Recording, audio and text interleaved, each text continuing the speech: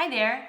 Last week, my husband and I celebrated our 9-year wedding anniversary, and I got to thinking about that day, and I thought, how fun could it be to tell you all what it was like to have a Danish and American wedding in the United States. Stay tuned.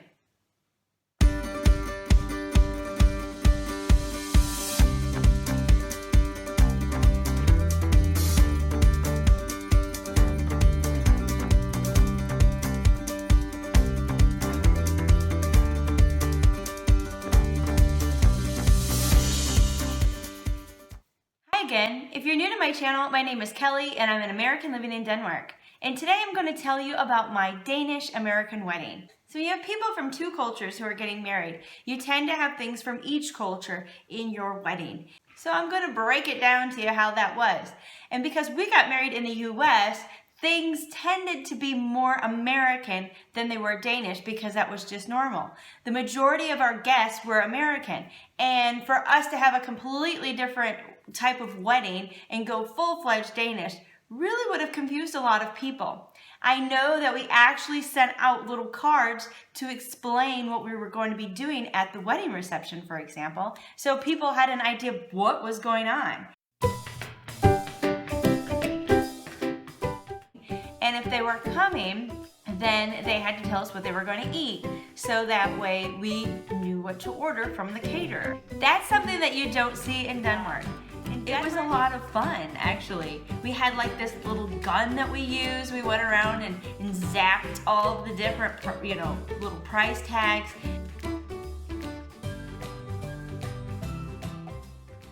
Okay, what about the wedding though? Weddings are so different in the United States compared to Denmark with regards to the wedding party. I got married in a chapel at a university because we didn't belong to a church when we got married. We were looking at churches, trying to find, a place that we wanted to become members so we could get married at that church, but I didn't really find anything by the time we were actually getting married. So we just decided to go to a local university and get married at a non-denominational chapel, which means that it was not a Christian place or a Jewish place or any type of religion. It was a place where you could go to do religious things, but there was no one specific religion that it stood for. For me, I am Presbyterian, which is a form of Christian. My husband is Lutheran because he's from Denmark, but Lutheran. He goes through the Lutheran movements whenever anyone gets baptized or it's Christmas or confirmation or something. But in the US, I went to church quite a bit. And I didn't want to get married in just a random place. I would want to get married in the church I belong to. But the chapel served a purpose. It was small because we didn't have a lot of people that we had invited originally to the wedding, and we didn't need a really big space. The bigger the space, sometimes the more you have to decorate. So we had found a retired preacher to marry us. We actually interviewed him and everything and wanted to make sure he was okay with the fact that we already had a child before we got married, because that was a very long 1.5-year engagement. But when you get married in a church in the US, all of the men will stand at the altar with the preacher. And so it's the groom, and next to him will be the best man and the groomsmen. And they will wait for the women to show up. And in my case, we did it very traditionally. We had music play. We had, people sitting in the audience watching, and my father walked me down the aisle. I know that's something you do also in Denmark. First, you would have the bridesmaid come out, then you'd have the maid of honor come out, and then you might have the flower girl come out and the ring bearer. We didn't have them come out first, even though some people might, because they were younger and it might have been a little confusing for them to know where to go. It's a little bit easier if the adults are already out there and then you can say, okay, go walk to mommy, or, When I came out with my dad, then the preacher will say who gives this woman to be married today? And then my parents said, we do. And so my parents were both up there giving me away. And then I stood up there with the rest of the people in the wedding party. So you're not alone when you get married. You have people that you've asked to stand with you to go through this process with you. I don't know, it's just really nice. I know that at a Danish wedding, you would have them sit up there and they're sitting in chairs and there's no wedding party standing for them. We would stand almost the entire time. Maybe if you're a certain religion, you would kneel during certain parts of it, but we stood the entire time. And we got to pretty much organize the entire ceremony. I planned it from the start to the finish, but that's just me. I'm very organized. We had people read at our wedding. That's very common for people to read from the Bible or just to have something that they want to read, or maybe even someone sing, or musicians. We had people who were reading different prayers and things for us and different well wishes and in between different parts of the ceremony. So the preacher said something to us and then we'd take a break and then they would say something and so on. So it wasn't a long ceremony by any means, but it wasn't super short. It was perfect in my mind.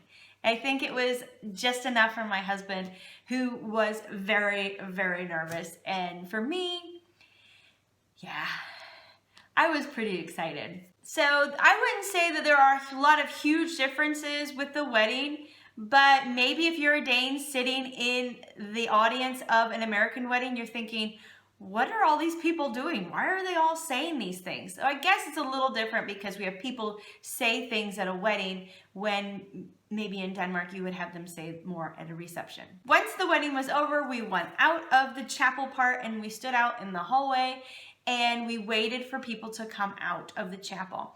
And as they did, it was kind of a progression line, and you went through and you said hello to everyone and you know, gave them a hug and a kiss and whatever else and thanked them for being there. Then they were free to go off to the reception while you take your pictures and all that sort of stuff. Very common in Denmark as well. Now on to the reception part of the experience. This is where we get more Danish, because in the US, we don't really do a whole lot of different things. And I will tell you some of the things that stand out in my mind. But first off, we got to the wedding reception after everybody else. Everybody was sitting there eating their appetizers, mingling, getting a drink, whatever. And we had a DJ. And the thing about American wedding receptions is that the DJ is there pretty much the entire time. So before we even got there, the DJ was already there playing music. And it was, you know, maybe soft, casual dinner music.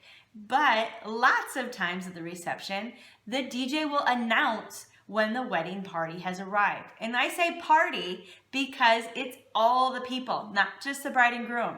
So maybe they will announce the names of all the people who are in the wedding party. And then they'll come in and wave and everything, and everybody claps. And then they introduce the married couple. Here they are, married just today, you know, and then, yeah. It's fun. I think it's fun. What we did right away once we got to our wedding reception was we cut our cake. No, we did not eat our cake. The cake comes after the meal. You gotta eat your meal first before you get your dessert. That's how it is in the US. You have to wait for your cake. And we know that once the cake is served, then sometimes people tend to leave because then that's when like the party starts. But we cut our cake, you know, you feed each other a piece of cake kind of thing. It can get messy, maybe not, whatever. But that's when you get all the pictures taken because maybe your photographer doesn't stay the entire night. So it's good to get your cake cut right away. Then we sat down and the dinner started immediately. So in the US, we don't wait to eat. We just get that food out, let's go. In Denmark, it's a very long night of eating and you're thinking, oh my God, it's 11 o'clock and I just finished my food. That would not happen in the US. At the reception, we got our food. And so we got whatever it was that you signed up for on that card is brought out to you and you eat. And during that time, we don't have a Toastmaster. So I guess, whoever wants to say something can say something. There's no structure to it. Nobody's going through and saying, isn't it my turn to talk? You just go up to the DJ and say, I want to say something. Can I have the microphone? And there you go. We had speeches from my husband gave a speech to me, my father-in-law, my father, and our best man. So we actually had 4 speeches at our wedding, which is more speeches than I had ever heard at an American wedding in my life. And it was really, really nice. So that's one thing that I really like about the Danish experience is all the speeches. And it's kind of nice to hear how people know the bride and groom, because a lot of times at weddings, you're all just sitting there and thinking, is that the bride's sister? Who's that? Ours was small enough that a lot of people knew each other, and a lot of people knew my family members. So it wasn't anything that was a bit kind of like, who are these people? But of course, you're always going to have that. So another thing that you'll find a lot of at a Danish wedding is kissing. And we had these little cards drawn up where it had all the little rules on them, so everybody knew what to expect. And it's funny because when you are at an American wedding and you take your knife and you clink your glass, then the bride and groom should kiss. This is the same in Denmark, but there are different types of kissing depending on what it is the guests are doing. So if the guests are clinking a glass, for example, then they want the couple to stand on a chair and kiss. If they're stomping their feet, then they want the couple to get underneath the table and kiss. So you're actually giving the wedding couple a lot of work to do when you want them to kiss. But it's kind of fun because when else are you going to do something like that? Another kiss that you're going to see a lot of times at weddings is when the bride or the groom leave the room. So if you are sitting there at your table and you're eating and all of a sudden the groom gets up to leave, then all the men at the reception can get up and come around and kiss the bride. So it just ends up being a line of men kissing the bride, and it can last as long as the groom is gone. And it's the same if the bride leaves the room, then all of the women will come up and take turns kissing the groom on the cheek. I think that's really cute because these are different ways to get the guests involved at the wedding, because sometimes you just sit there and you're like, okay, well, I don't know a lot of people, or, or I don't know, maybe you feel uncomfortable. But this, you can actually get involved. And then when dinner was done, then they bring out the cake. And our cake was super yummy because we had different layers of the cake. You know how you'll see like a big one in the middle, and it alternated between Bavarian cream in the middle and chocolate mousse. Yummy. So I was pretty excited about the cake part. Not very long after the cake part, then you go right into the party part. And so my husband and I had an American first song and we had a Danish first song. We started off, I think, with our American first dance. This is where the bride and groom will come out to the dance floor, and it's just the two of them, and they dance to a song that they chose. So something that is significant to them, maybe it's their song, I don't know. And my husband and I did a traditional waltz to the Danish wedding waltz song. So there's one song that they play for the bride and groom, and it's the same for everybody. And we did this traditional dance. Again, we had to kind of explain what we were doing to other people because this is not something that we're familiar with in the US. We're like, what do we do? And what the guests will do is they will all stand in a circle around the couple. As they are going through and doing the dance, the people around them will clap. And as they clap a little bit at a time, they get closer and closer and closer to the dancing couple. And they get so close to the point where the men will grab the groom and lift him up. And for us, that was mostly the wedding party and the other Danes that were there, because the Americans are like, what's going on? Unless, they were part of the family or something. Then they lift the man up take off his shoes and they will cut the tips of his socks off. That's something that happens. And in traditional Danish wedding reception, you will have women come around and cut off pieces of the bride's veil. I have not really seen that done in a lot of Danish weddings. I think it is very traditional, but I wanted to go full-fledged traditional, so we actually did that at my wedding. My sister and my friend Pam were kind of, I don't know, in charge a little bit of getting people to cut the veil. So there would be this line of women who'd come around and they would take a piece of my veil home. I had 2 veils, people. I had one I wore during the ceremony and one that I wore during the reception. And the one that I wore during the reception wasn't the nice one. Wasn't the one that I'm gonna keep forever. But it was one that I thought, okay, well, people can take a piece of this home. And in a way, it's kind of to signal like good luck. And I thought it was a really sweet kind of tradition. I wanted to have it at my wedding. So if you are Danish and you're planning a wedding, it's fun, you know, just a little something extra. And like I said, it's fun for guests to get involved with things. Instead of like sitting there and talking to whoever you're talking to for the whole night, you get to stomp your feet and clink your glass, and you get to go up and kiss somebody, and you get to maybe get a piece of the bride's veil. I think it's fun. This is where we pretty much stopped our Danish influence, I would say. And if something comes up, I'll mention it. But there are a lot of different dances that we have at an American reception. So far we already did the bride and groom's dance. Then we also have the bride dancing with her father. And that starts off with just the 2 of them. And then as the song continues, then there can be other people who join in, and it's where maybe it's a dad dancing with their daughter. So I had my uncle and my cousin there, and they danced together. And my brother danced with his daughter, you know? So if you've got other dad and daughter combinations, then you can also come out. We had another family friend dance with his daughter and so on. But then there's also a wedding party dance, which means that whoever you're paired with in the wedding, you dance with. So I danced with my husband. The best man and the maid of honor danced together, which was my sister and his brother.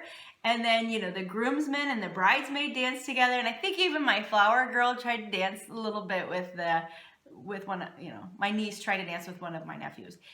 It was cute. But that's another dance.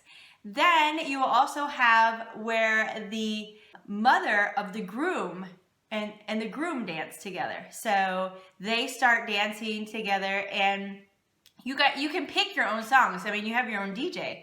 I picked that song because we had my 5-month-old son with at that wedding. And I thought, well, I'm going to pick a song that I want to dance with my little boy.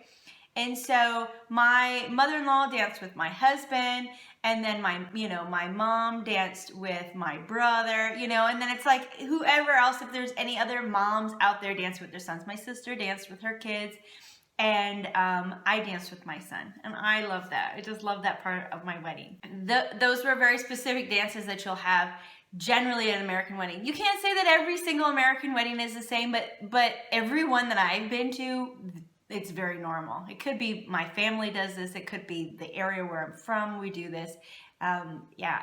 Are you from a different place? Do you have different dances or specific things that are really unique to your region with regards to a wedding reception or a wedding? Let me know about it in the comments. I'm really interested to know. I mean, some people have huge wedding parties where there's like 8 people on each side, and I'm like, yeah, I don't want to do that. You know, I've never been one to be like in a really big group of people. That's never been my thing. And I really just kind of wanted it to be small and family for the most part. As I'm thinking about this, we also had another dance that we have, and that's something again so people can get involved, and we call this the dollar dance. So we have the bride and the groom standing there, and someone is in charge. The best man will stand next to the groom, and the maid of honor will stand next to the bride. and we'll say, we're gonna do the dollar dance. But to a Dane, you're like, what's a dollar dance? When you go to a wedding reception in the US, you wanna make sure you have $1 with you, so that way, or you can give them more. It doesn't have to be $1. But if you want to dance with the bride or the groom during the dollar dance, you have to pay. Say somebody wants to dance with me. Then they have to give the maid of honor money, and then I'll dance with them. And it's not a whole dance. It's because it's one song. You do a little bit, and then another person, then another person. So you kind of take turns. And the same thing happened with my husband. If anybody wanted to dance with him, they had to pay my brother-in-law, the best man, $1. And it's fun because you don't always have people come up to you and say, let's dance on your wedding. And in this case, you really get to dance with a lot of different people, and you get to talk with them and, socialize and whatever else. Now we're going to have all the married couples dance. And I think that is another one. And we might have even actually had that one. So if you were there with your spouse, then you could get up and dance. So it's a married couple dance. Another thing that we do at a wedding reception, and that's generally kind of maybe right before the music starts. So it could be before the first dance, it could be after all these special dances, is we do the bouquet toss. At this particular moment, you'll get all of the single women on the dance floor. And a lot of times, that also includes children because, I don't know, it's just fun. You're like, well, I'm not married even though I'm 9 years old. I think I caught the bouquet at my cousin's wedding one time. I don't know. But there'll be all of the girls out there, and the bride will turn around and throw the bouquet behind her. And generally, it's kind of a single older lady type of thing, because whoever catches the bouquet is technically the one who's supposed to get married next. Well, I think the person who caught my bouquet was like 10. So that didn't quite work out, but it doesn't really matter. That's just something that they say. And it's also fun to get people involved, I also wear a garter, and I don't know how to describe that. A garter is like an elastic band, and it's made of lace kind of thing. And you wear it on your leg, right above your knee. So it's underneath your dress. Nobody even knows it's there. But then, I don't know, this is kind of embarrassing maybe, but everybody in the U.S., I don't know, but everybody in the U.S. does this. This is a typical American tradition, is that the bride will sit in a chair and they'll play like some sleazy music, and the groom will take her garter off while everybody's watching, like, woo! I don't know. And then, I don't know, bride goes away, I don't know, in shame, I don't know. But then all of the single men will come out onto the dance floor, and the groom will throw the garter back, and whoever catches the garter is supposed to be the next man to get married. It's kind of silly little superstitions that we have at weddings, but again, it gets the audience involved, and it's fun. It's something you kind of look forward to. It's like, oh, who's gonna catch the bouquet, and stuff like that. But those are some things that you'll see at an American reception, most definitely. And then the music will start. I'd say that a Danish wedding reception, the music doesn't really start until midnight or even afterwards. And I would say that in an American reception, maybe your wedding goes until midnight. And then after that, and it's like, you could go to the bar at the hotel or wherever you're at. Maybe there's a bar somewhere that's open a little bit later within the place where you had your reception. That's a possibility, or maybe you go to a bar somewhere. But my reception, I think, only went to like midnight or something. But in Denmark, your reception would go to like maybe 3 o'clock in the morning.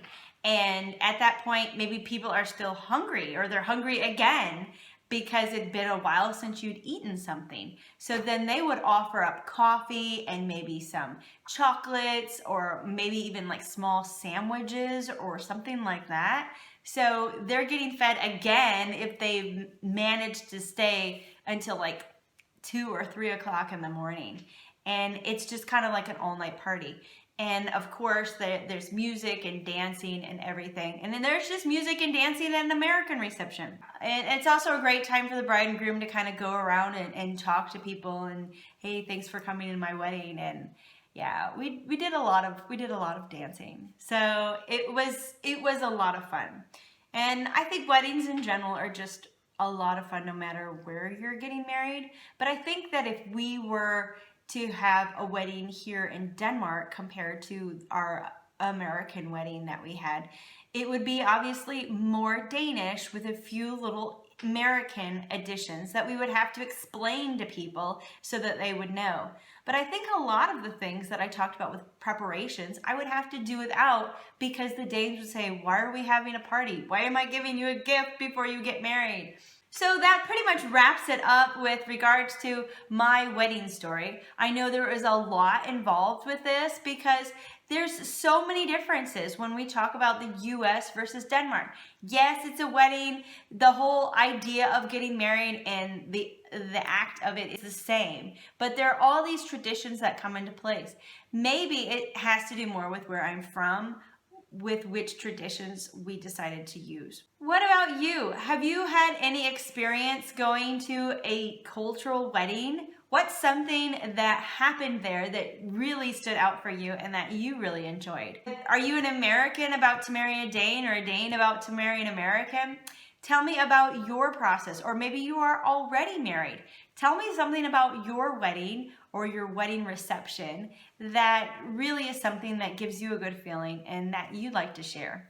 I'd love to read your comments, and I'd love to read any questions that you have. Is there something that I left out? Let me know. Thanks always for watching, and thanks for your support, and I hope to see you again in another video. Take care.